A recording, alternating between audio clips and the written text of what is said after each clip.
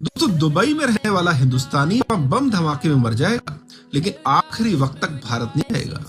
और ऐसा मैं क्यों कह रहा हूँ, बड़े ध्यान से सुनिएगा।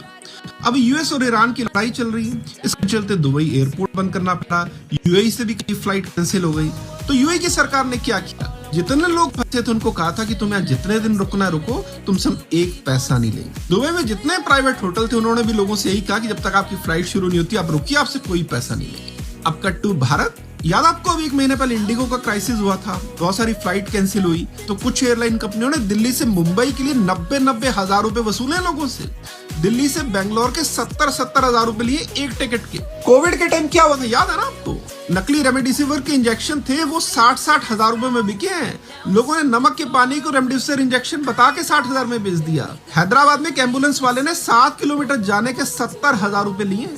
फायर एक्सटिंग्विशर को लोगों ने नकली ऑक्सीजन सिलेंडर बता के 60 हजार में बेचा है। नमक के पानी को वैक्सीन बताकर लोगों ने 6 हजार में उसके इंजेक्शन लगा दिए। अचानक से लॉकडाउन लगा, गरीब आदमी 1200 किलोमीटर साइकिल चला के घर पहुंचा है। मुझे अब भी याद है, कुछ लोग 1,000 किलोमीटर साइकिल चलाकर घर गए और घर पहुंचने से 3 किलोमीटर पहले इनकी थक के मौत हो गई। अभी इंडिया में एआई समिट हुआ था, दुनिया भर की एआई जायंट इंडिया में है। तो बड़े बड़े होटल ने क्या किया, 50 हजार वाले कमरे का किराया इन लोगों ने 25 लाख कर दिया। कोई रोकने टोकने वाला नहीं है, सर्ज प्राइसिंग के नाम पर कुछ भी करो। इसलिए दोस्तों, जब भी ऐसा कोई कॉन्फ्लिक्ट हो ना और कोई बंदा ईरान में फंसा और दुबई में फंसा हो, तो उसको ताने मत मारा कीजिए। ये मत कहा कीजिए कि तुम्हें अब याद आई है कि भारत आने की, क्योंकि दोस्तों कोई भी इंसान जो धरती पे पैदा होता है ना, उसे पूरा हक है कि वो एक अच्छी जिंदगी जिए, अपने बच्चों को एक अच्छी जिंदगी दे, और जहां पर भी उसे वो अच्छी जिंदगी मिलती है ना, उस जगह को छोड़ना नहीं चाहता।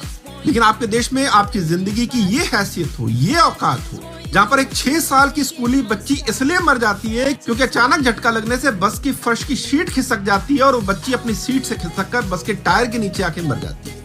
सोचिए, जिस मुल्क में ये सब हर दिन होता हो, वहां पर लोग क्यों नहीं देश छोड़ के जाएंगे। इसलिए किसी भी क्राइसिस में जब हम लोगों को बचा लेते हैं ना, तो हमारी शाबाशी नहीं है, उससे पहले ये सोचने की बात है कि आखिर ये लोग देश छोड़कर गए क्यों। आखिर मैं दुबई के शेखों से यही कहूंगा भाई कि कुछ सीख लो हमसे, थोड़ी फिजूल खर्ची कम कर दो। ऐसी दरिया दिली दिखाते रहे ना, तो मुरथल के किसी ढाबे पे सिरके वाले प्याज बेचने पड़ जाएंगे।